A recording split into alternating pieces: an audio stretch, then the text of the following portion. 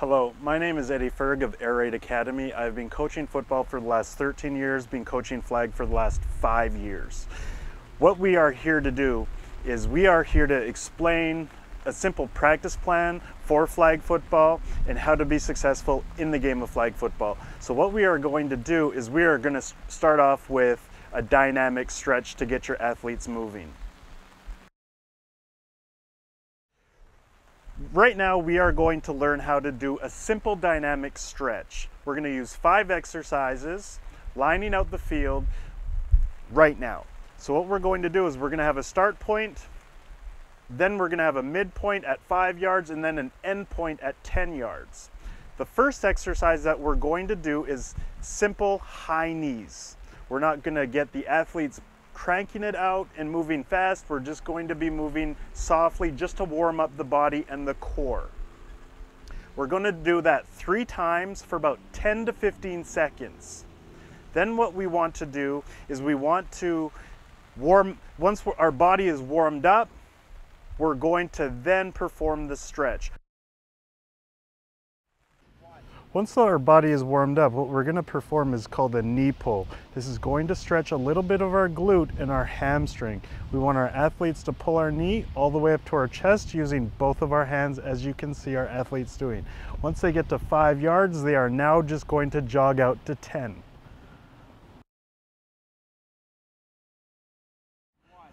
Now that we've stretched our hamstring, we want to perform a stretch for our quad. So we call this heel to butt. What we want to do is we want to take our same hand, same foot. We want to pull it up to our butt and hold it for a quick second, marching to the 5-yard mark. Once we get to the 5-yard mark, then we are going to jog another 5 yards to activate the muscle. So now we are going to stretch our glutes and our lower back with an exercise called knee across.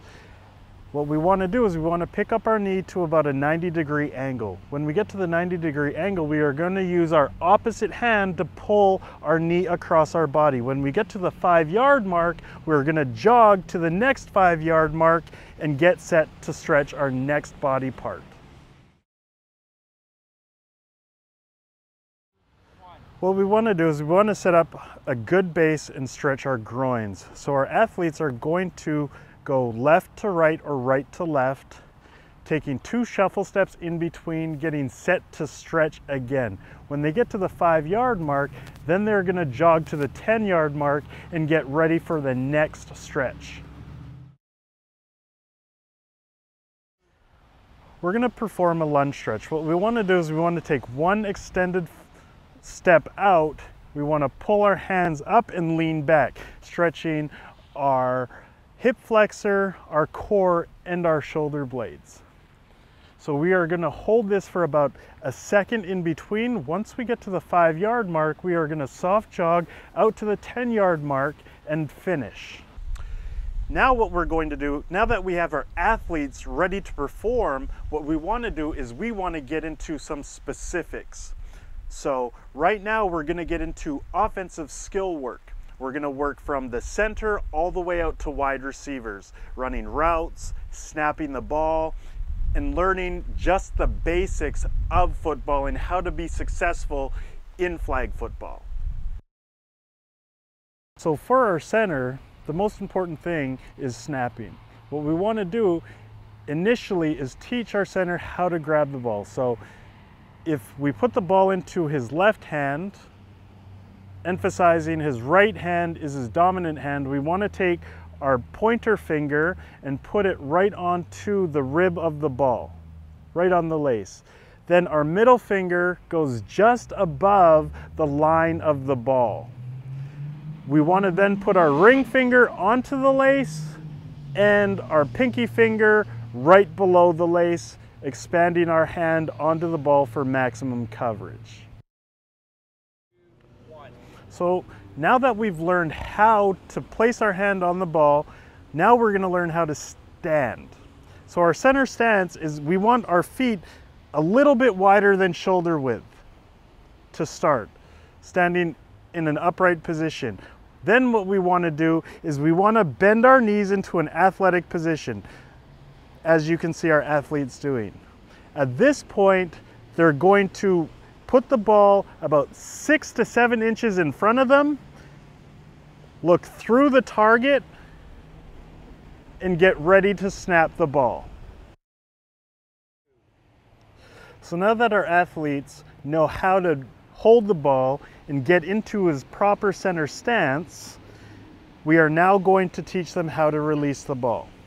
What we want to do is we just want to guide the ball looking through our target, guiding the ball through our legs, driving the ball back. Ready? Go. So now if your center has a larger hand, he can perform a single-handed release. So once he has grip of the ball, he can then get into his proper stance. Once he gets into his proper stance, he's going to look through to his target, bring his head up, snapping the ball through his legs, guiding the ball to his target. Set, go. So with our receiver stance, what we want to do is we want to always have our inside foot up. That sets the timing for all of our routes. So what we want to do is we want to take our back leg and move it back into a nice comfortable position. We don't want his heel on the ground, we want his heel up, off the ground, on the toe and the ball of his foot. 80% of his weight is now going to be placed onto the front part of his leg. So that eliminates any wasted movement. What we're going to do now is sit him down and create nice bend in the knees, which we call power angles. Now that allows him to explode off of the line in a dynamic fashion.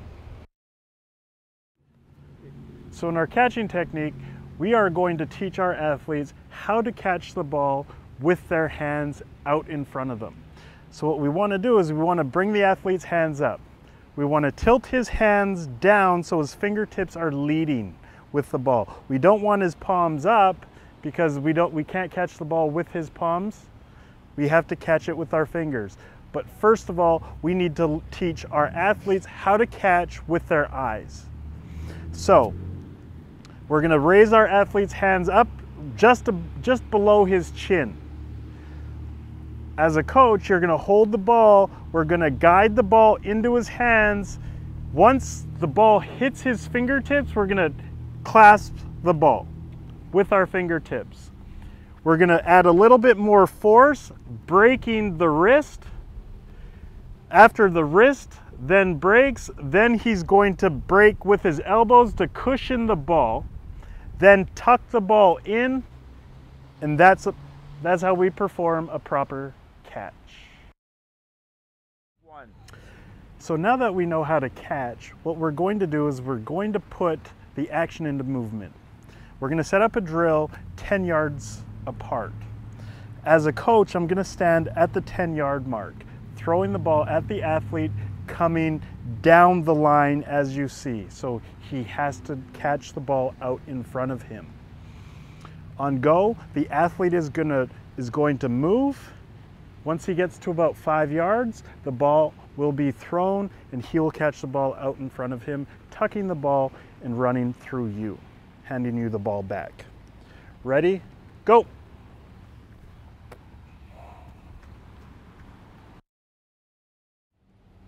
So now that we've demonstrated how to catch the ball in front of us, now we're going to learn how to catch the ball on an angle. So what you want to do to set this drill up is you want to get about 5 to 10 yards away from your athlete, and you want to have him running down a line. As he's running down the line, you're then going to throw him the ball and make sure that he's catching the ball with full extension, tucking the ball in, and running through his target and scoring with the ball. This is how it works. I, as the coach, am going to be on one cone, the athlete is going to be on the other. On go, he's going to get into his stance and accelerate down the line. Then I will throw him the ball. Ready, go.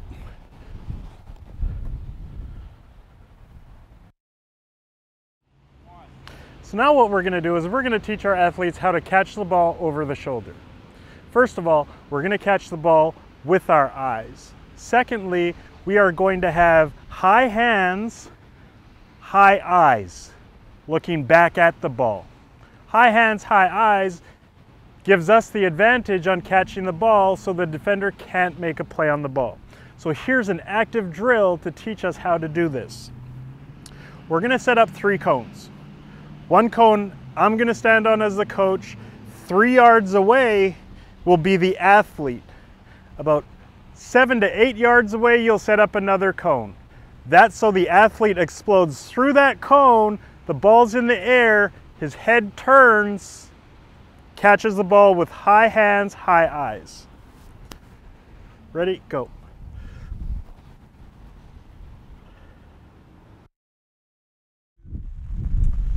Now that we've learned how to catch the ball in 3 different ways, I'm going to go through route technique. First of all, we're going to start with a slant, a hook, and a vertical route, which is a go. 3 basic routes that everybody needs to know to play flag football. First of all, we're going to line up in our good stance. We're going to take 3 steps out, and we're going to break on a 45 degree angle to the slant. We're going to continue the 45 degree angle until we get to the middle point of the field. So what we want to do is we want to accelerate 3 steps out. We want a hard plant on our 3rd step, breaking to a 45 degree angle. So as we plant, we want to sink our hips and our knee to be able to explode out of the route and create an opening for the quarterback to hit us with the ball. Now that we've learned the slant, the next best route is called a hook. What we want to do is we want to extend out to about 5 to 6 yards, which is going to place your athlete about 5 steps. U10, it might be a little bit more. So what you want to do is you want to line out the field a little bit for him of where you want him to break. So he's going to get into his good stance. He's going to accelerate out of his stance. He's going to get his chest over his knees over his toes. He's going to beat the drums to break down his speed. So in essence, he's going to hit the brakes. He's going to turn open, facing the quarterback, moving back to the ball, his hands extended, ready to catch the ball. Once he catches the ball, we are going to turn to the outside and score.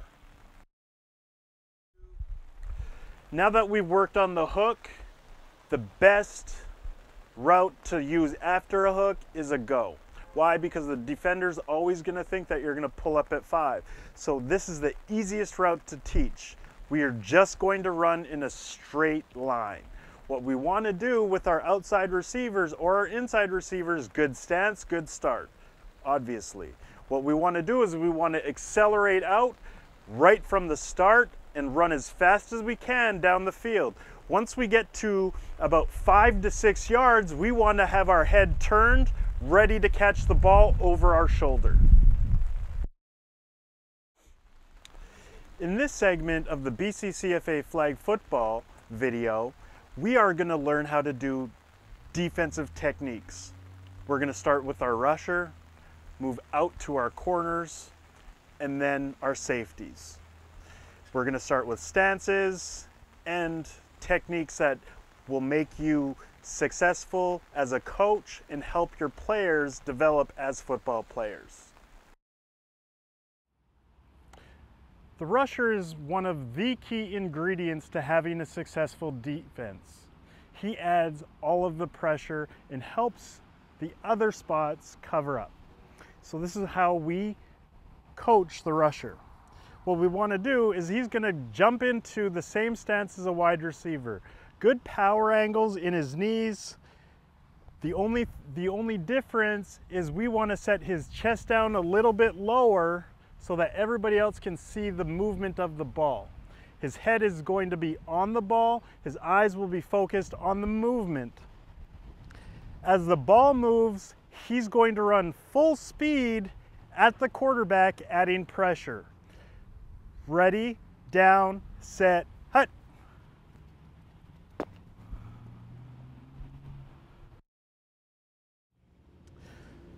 Now we're going to move into the corner stance. What we want our athletes to do is move their feet slightly under their armpits, just a little bit outside of their hips.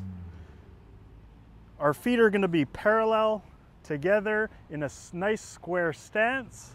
We're going to sink into our knees. Our hips are going to drop. Our chest is going to be high. Our next stance is going to be a little bit of a stagger stance. This is a little bit easier for the U10 level, just to be able to get their weight already moving back. So what we want to do is we want to take our back foot and move it back, our outside foot, sorry, and move it back. Right, so we want to be toes to heels. On the clap, you're going to see their first step move. Ready? Second step. And they're going to move back into their stances. And you're going to see it full speed.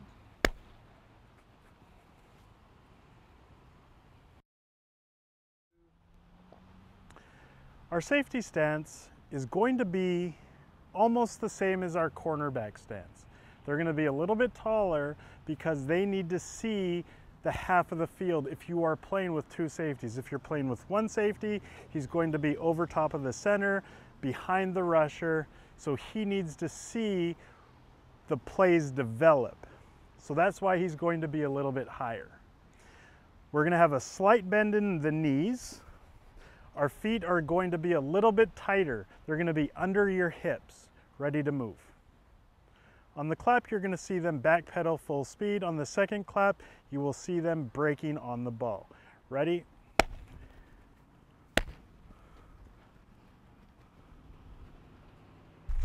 There are many different types of routes that you can use. These are the 3 basic routes that stem off of every other route in a passing tree.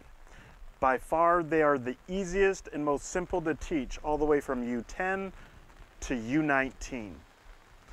What you want to do with these routes is continuously use them. These are the 3 routes that are going to make you the most successful and have brought me the most success as a coach in the game of flag football. So the most important thing on defense is flagging. So that's the only way that you can really stop the ball. If they're running, if he catches the ball. So to teach flagging in a static manner, what you want to do is you want to create a situation to where your athletes are going to learn to flag the easiest way possible. So what you want to do is you want to take 2 athletes, one with flag, one without flags. Space them out about a yard apart. The athlete without the flag is going to get into a nice hitting position with his feet shoulder width apart, his chest up, his eyes locked on the target, and his back flat. The other athlete is then going to raise his arms, allowing his flags to be taken. On the clap, the athlete that is flagging is going to rip both flags and stand up. Ready? So now that we've taught our athletes how to flag the ball in a static position, what we want to do is teach them how to flag in a moving position. So we're going to create a scenario. Our flagger is going to be approximately 9 to 10 yards away from our ball carrier. What's going to happen is they're going to meet at 5 yards, moving at about 50% speed, half speed. So our flagger is going to get into a nice set position. On the clap, he's going to move. He's going to tap his feet, chatter his feet, foot fire, and pull both flags. Ready?